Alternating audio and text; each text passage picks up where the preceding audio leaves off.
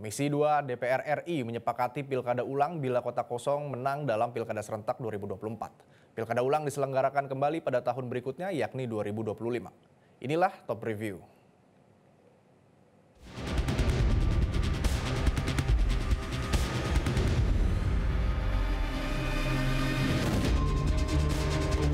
Selasa malam kemarin pembahasan pilkada terjadi di gedung DPR.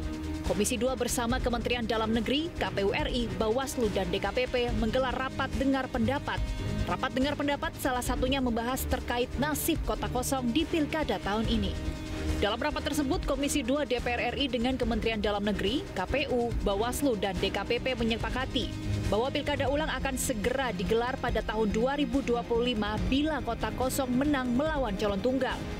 Selanjutnya, Komisi 2 akan kembali menggelar rapat dengan lembaga terkait untuk membahas lebih lanjut mengenai PKPU yang mengatur tentang penyelenggaraan pilkada dengan calon tunggal. Rapat ini rencananya akan digelar pada 27 September mendatang. Disepakati dengan berbagai pertimbangan dan seterusnya itu setelah pilkada dilaksanakan, tentu nanti tahapan detailnya akan kita bahas lebih lanjut.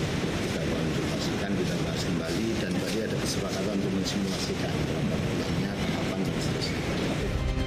Menanggapi fenomena kota kosong, Ketua Komisi 2 Ahmad Doli Kurnia mengatakan lebih baik pelaksanaan pilkada ulang di daerah yang dimenangi oleh kota kosong tidak boleh lebih dari setahun. Ia menambahkan, usulannya itu mempertimbangkan soal masa jabatan kepala daerah. Konsekuensinya, misalnya apakah nanti kalau ada calon tunggal yang kemarin kalah dengan kota kosong, dibuat 1 tahun berikutnya pilkada, boleh ikut lagi apa enggak? Nah, itu kan nanti semua konsekuensi itu harus dibicarakan nanti di sini. Gitu. Jadi yang penting nanti kesepakatan pertamanya itu kapan kita melaksanakan pilkada ulangnya kalau misalnya yang menang kota kosong. Karena kalau di dalam undang-undang itu kan disebutkan di situ bisa dilaksanakan tahun berikutnya atau pada pilkada berikutnya. Gitu. Nah, kalau saya katakan saya lebih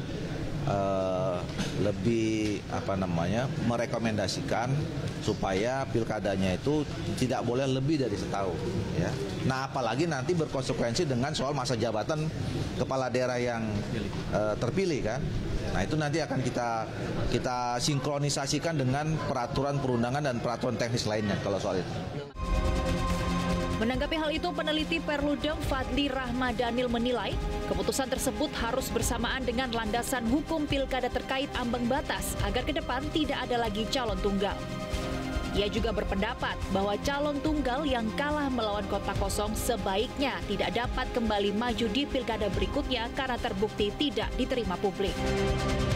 Keputusan untuk kemudian melakukan pemilihan kepala daerah kembali pada tahun depan kalau kemudian calon tunggal yang menang itu sesuatu yang menurut saya harus dilakukan. Tetapi perbaikan itu harus bersamaan dengan penataan kerangka hukum pilkada, terutama soal harus adanya ambang batas maksimal untuk partai politik bisa bergabung mengusung satu pasangan calon. Ini penting untuk menghindari terjadi kembali calon tunggal. Misalnya harus diatur ke depan dalam undang-undang pilkada itu maksimal gabungan partai politik itu perolehan suaranya tidak lebih dari 50% dari perolehan suara pemilu legislatif. Nah, kemudian juga harus ada kepastian bahwa calon tunggal yang sudah kalah tidak boleh ikut lagi di pilkada tahun depan karena secara akseptabilitas sudah tidak diterima oleh publik. Jadi pembenahan kerangka hukum menjadi prasyarat utama kalau kemudian mau menyelenggarakan pilkada tahun depan untuk daerah yang calon tunggalnya kalah. Di tengah kondisi kemunduran demokrasi dengan kian banyaknya calon tunggal dan munculnya tren kota kosong di pilkada, selain akibat orkestrasi partai politik yang membentuk koalisi besar, fenomena ini juga menjadi cerminan gagalnya kaderisasi di internal partai politik. Sementara itu, menurut anggota Komisi 2 DPR Masinton Pasaribu, dengan adanya fenomena calon tunggal dan kota kosong, peran KPU dalam menjaga netralitas dan profesionalitasnya. Ia pun menambahkan bahwa pilkada itu menyangkut emosional masyarakat di daerah, sehingga perlu diawasi dan dijaga agar tidak menimbulkan letupan konflik yang akan berpengaruh pada stabilitas politik nasional. Kita bicara demokrasi ini kan demokrasi yang substansial. Dengan dengan adanya calon tunggal ya, rakyat tidak diberikan pilihan-pilihan alternatif. Prosedur kita membatasi ya lahirnya kepemimpinan alternatif dan lahirnya demokrasi yang substansial tadi. Maka kita minta supaya KPU itu benar-benar memberikan atensi dan perhatiannya terhadap daerah-daerah calon tunggal karena potensi konfliknya sangat tinggi. Ya, kalau KPU-nya tidak netral, KPU di daerah tidak profesional, ya, dan itu akan menjadi sumber konflik di daerah. Karena pilkada itu langsung menyangkut emosional masyarakat di daerah. Nah, gitu. Jadi kalau KPU salah melakukan treatment, salah memberikan panduan, ya yang saya khawatir nanti terjadi letupan-letupan di berbagai daerah dan itu tentunya ya berpengaruh kepada kondisi nasional kita.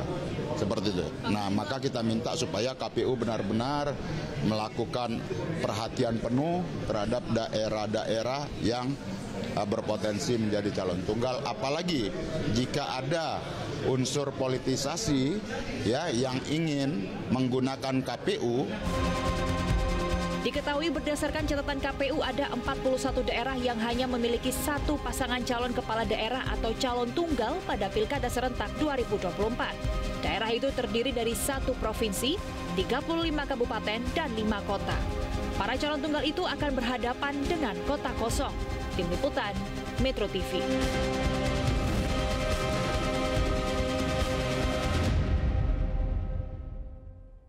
Jelajahi cara baru mendapatkan informasi. Download Metro TV Extend sekarang.